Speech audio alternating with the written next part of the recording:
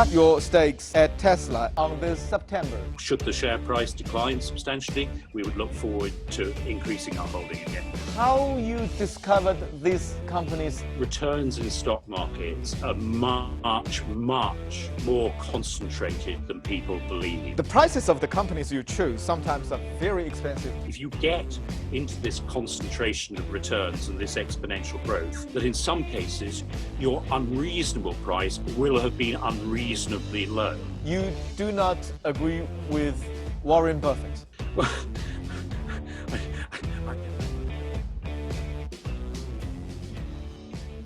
Thank you, James. Thank you very much for your time to join Top Investor Talk. So first of all, where am I getting you today?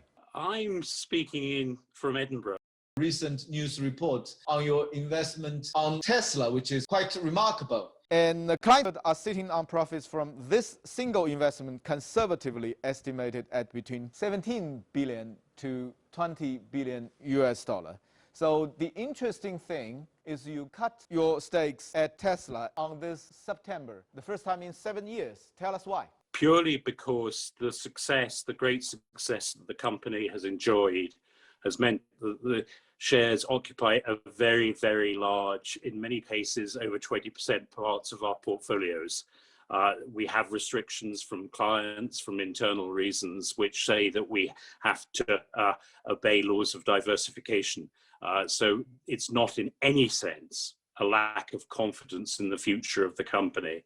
And indeed, should the share price decline substantially, we would look forward to increasing our holding again. Not only Tesla, Bailey Gifford has also invested Amazon, Zoom, Netflix, and several Chinese tech leaders. They are all very obvious winners in the 2020 pandemic. So generally, what is your investment philosophy? How you discovered these companies at the first place? We have two major underlying contentions. The first is that returns in stock markets are much more concentrated than people believe.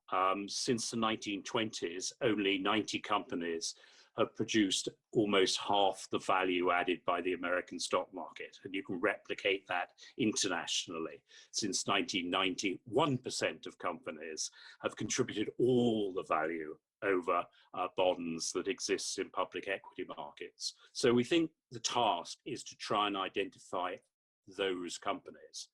Secondly, we think since approximately the time that Microsoft went public in the mid-1980s, that what you've been seeing is a profound break in corporate dynamics. That what you see now is increasing rather than decreasing returns to scale. You can see that being faithful to this small number of companies is profoundly important. And I think, and as in common with many of our investments, as you'll notice, I think the founder-manager model of the company was profoundly important.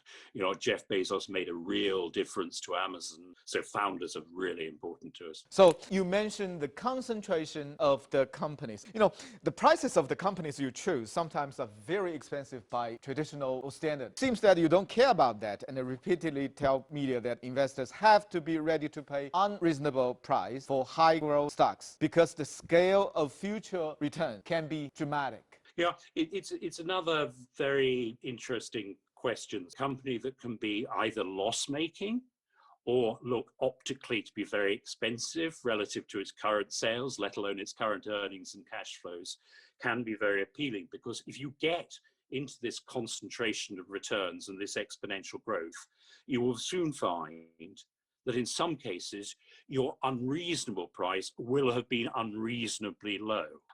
So, you know, I could take some Chinese examples at this stage, but if I look back when we first bought Tencent, or when we first bought Alibaba, Alibaba as a private company, or Meituan as a private company, they were loss-making in many cases.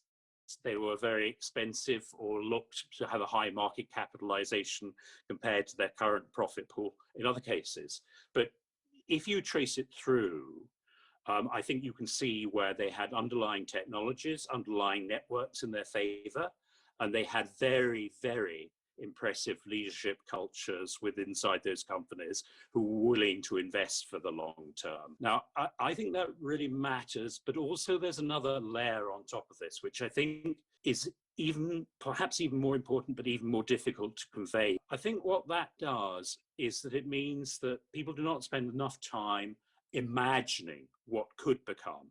So if I go back to that Tencent example, we never grasped the scale of the opportunity in social media and the consequent advertising and the constant move in finance and the like.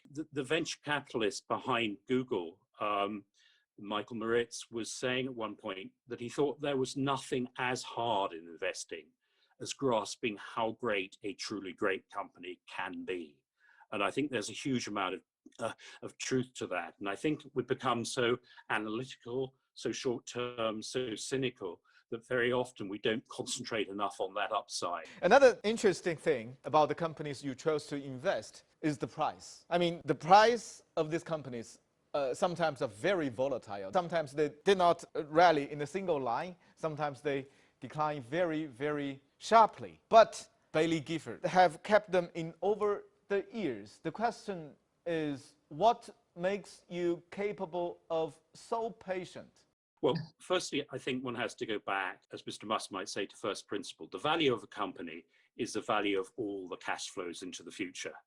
And in most cases for us, as you'll guess, because the growth potential is so large, actually years, 5 or 10 years in the future can be much more important to us than the immediate one. Now, I think there's also something more profound about it in terms of the relations it creates with the companies. To be good, supportive shareholders, which is what we think we ought to be, that is our purpose. Nothing is a straight line in reality. You mentioned a lot, but focused on two things: long-term and growth. There is little about seeking undervalued company, which is often called value investing.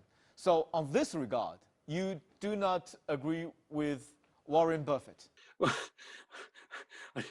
I think we agree with Mr. Buffett and Mr. Munger at one level.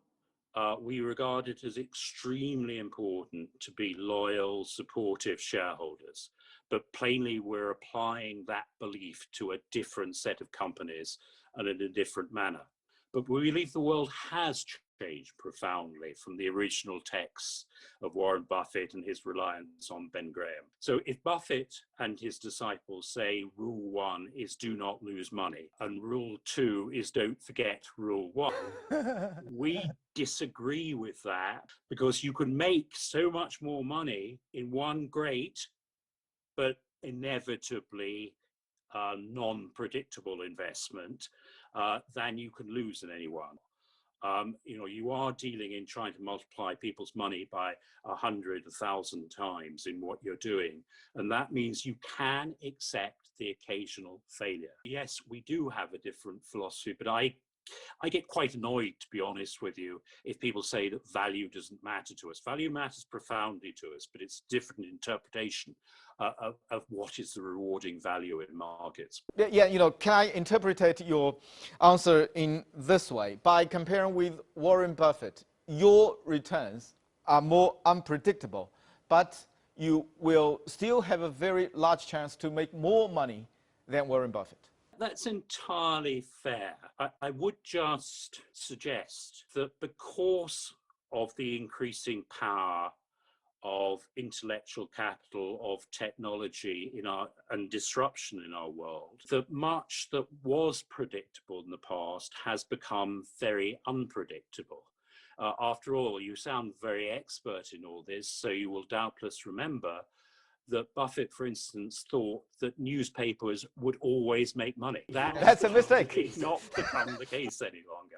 The icebergs are melting more quickly than they were before. Bailey Gifford always positioned itself as actual investors. So what do you mean by actual? What our task really should be is trying to help to sustain, help to support companies that are leading to greater prosperity, greater social good for the future. I think we've helped to do that in the case of Tesla. If Tesla had not succeeded, then the world would be in a worse place. You have a very famous slogan when I worked in this office, which is actual investors think in decades, not quarters. So what are the most important change you foresee in the decades? I mean, where are the next Amazon? Who will be the next Tesla?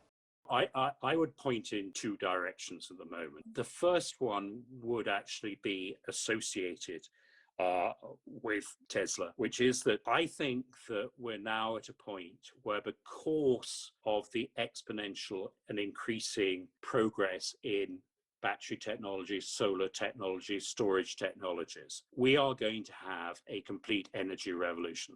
Even in a country as ancient as China, there have effectively only been at most 3 energy revolutions in history: wood burning, coal burning, oil burning. We're about to have a fourth one, which is much better for the world, and I think leads to profound changes in our societies in ways that we cannot as yet work out. The other area, which again I think is really important in a Chinese context as well as a global one, would be healthcare. Now, we probably still, listening to the experts in this area, we probably only understand 10 to 15% of human biology.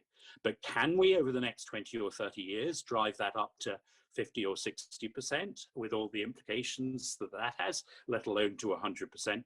I think, yes, we can.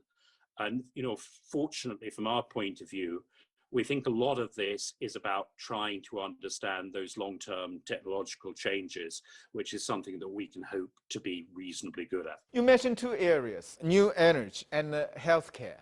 So is there any companies that you are especially interested? Oh, there are many, but I would say in all honesty that many of these are at the level of where Amazon or Alibaba was 15 to 20 years ago. It is at that early stage where one shouldn't be overly confident. So I think there are companies such as Grail, which is being bought by Illumina in America, where understanding through liquid biopsies is hugely interesting.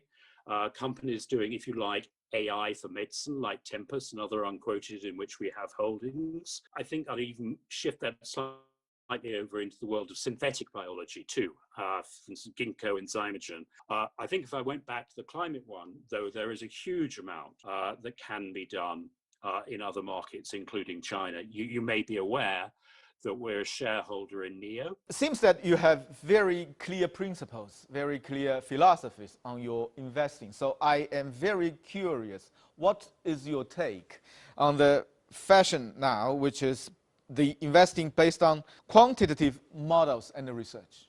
But I am fairly skeptical. I think it's based far too much on past data, which I don't necessarily think really applies in the future.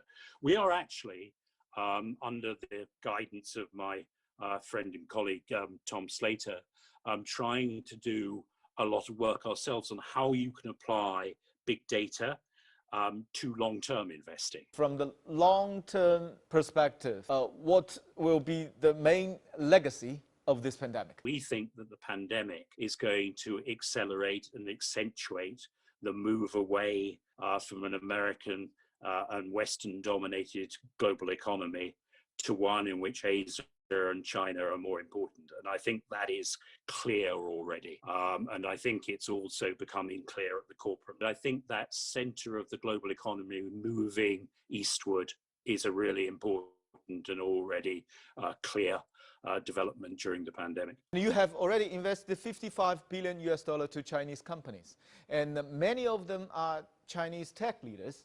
So how do you see other opportunities in other industries, such as consumption, such as finance? What we're interested in is areas going through profound change, where we can see that change is driven by deep technological changes.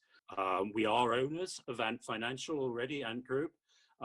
Obviously, that's a big issue at the moment, and we've been having lots of, I think it is in a position that exceeds any of the Western companies. It would be wonderful if China can build some great healthcare companies in the future.